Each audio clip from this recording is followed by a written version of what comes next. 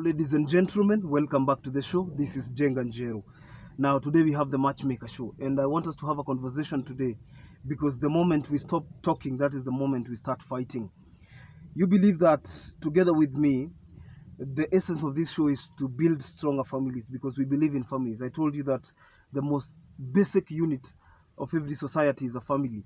Everyone is coming from a certain family, and that family makes up a constituency makes up a county, and those counties make up this nation. So we are made up of families. We are here because we are a family, and we believe in families. Now, there is an issue I had raised like 4 days ago about a 34-year-old man, single man, who is very adamant in remaining steadfast that the mother will not get married.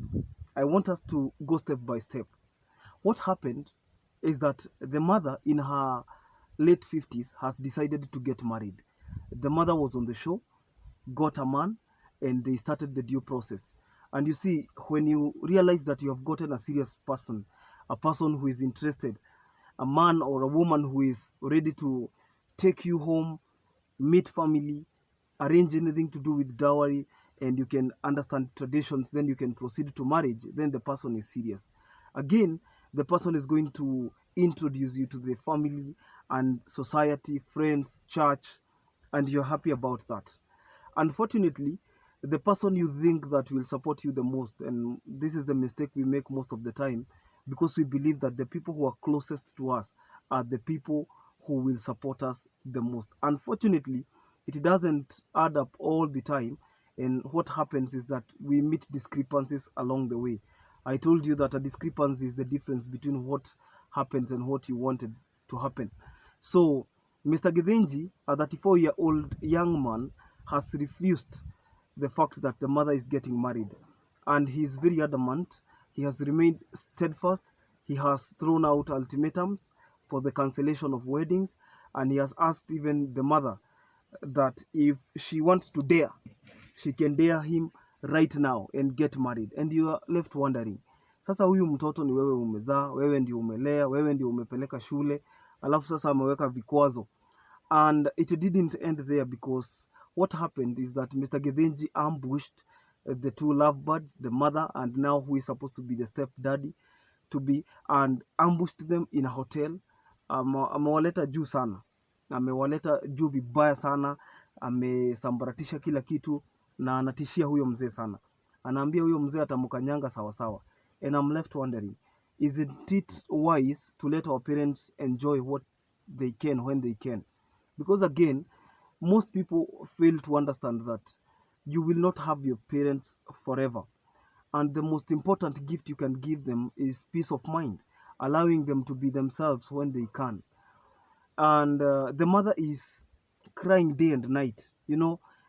Imagine you have already notified the community. Worst still, you told the family and the church. Everybody is aware of the plans because you never saw it coming. You never thought that at one point or another, your son, whom you raised through struggle, hard work, blood, sweat, effort, stress, anything, and the same son will be the person who is standing between you and destiny. Mind you, I asked the mother, does that man who is purportedly going to marry you show any signs or red flags in any way that your son is probably worried that the mother is going to be in danger?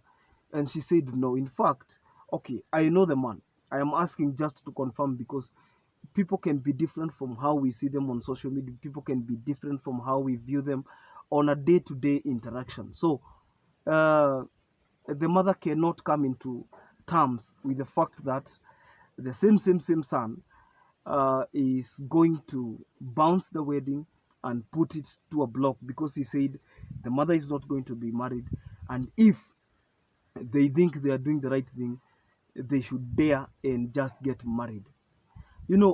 Steps about talking to the young man and convincing him.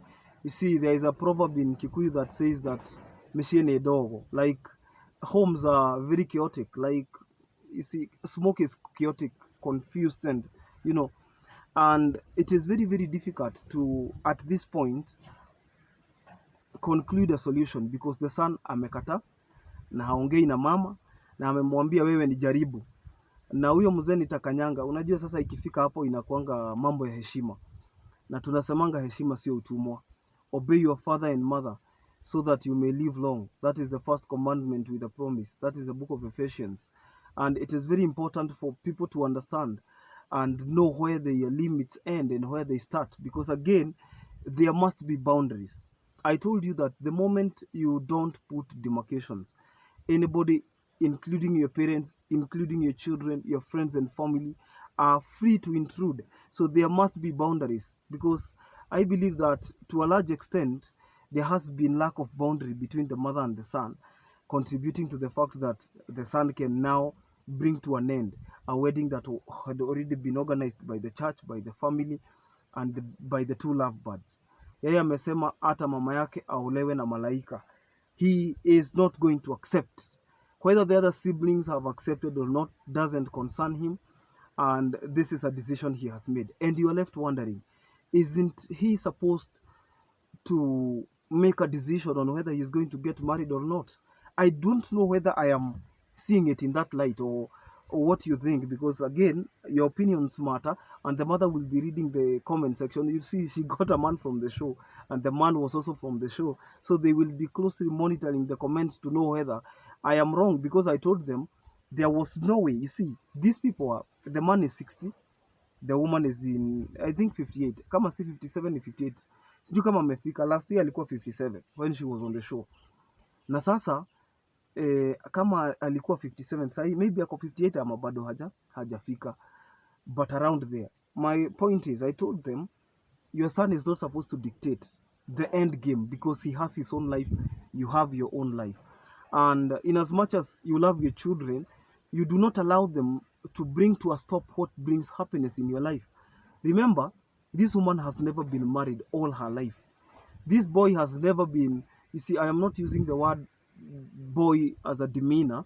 I'm just using it because it's the mother's boy. Whether you are 50 or 90, you remain your mother's boy, and that is something that we need to bring to our attention, that it doesn't matter. You can never get too old for your parents, can you? Of course not. And Githinji has proven us wrong, because he's even threatening the mother, saying wewe si unisikiangi, nikikwambia kitu usikiangi. That's why nakwambia there should be boundaries. Even when you are raising children alone, you are the father and the mother, you are the acting father and you are the mother. After all, hana mzazi mwingine, hawezi pata mzazi mwingine, because even the man who is coming to marry that woman is going to be a stepdad, and doesn't matter whether Githinji will accept the dad or not. That one notwithstanding, the man remains the lovebird for the mother.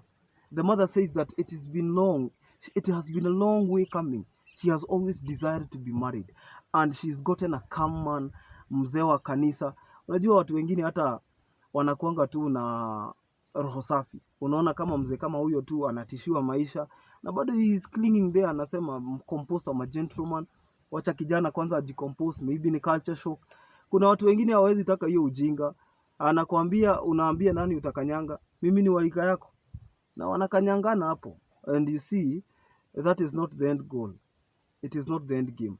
So what we are looking forward to achieve it, especially in this video, I want you to talk to the madam, and I'm not mentioning the name because I want to keep it confidential. Alikuwa hapa juzi, mulimuona last year, and it is very embarrassing. You see, the first thing that people do when they get a partner ni kumuonyeshana. You know, love is a beautiful thing. You get the love of your life and you're all over showing people, meet the love of my life.